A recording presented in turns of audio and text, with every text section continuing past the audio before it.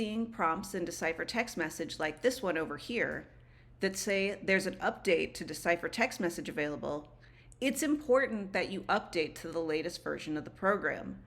We're constantly making updates to Decipher TextMessage to support changes in newer versions of macOS, Windows, and iOS, and the iPhone backups that contain the Messages app data. In order to update Decipher TextMessage, you can click the Check for Updates button at the top of the window.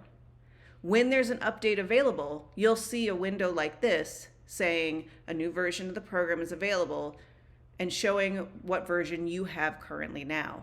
Along with it, you should see release notes outlining what has changed since the version of Decipher TextMessage that you have. So for example, when I'm making this video now, the latest update has new changes to support importing messages data from the latest version of macOS. We're constantly updating to support new versions of iOS and the iOS Messages app data. So in order to update, click Install Update. On macOS, it will start downloading the update and then replace your version of Decipher TextMessage with the updated one. On Windows, you'll get an installer to run, which will update your version of Decipher TextMessage for Windows.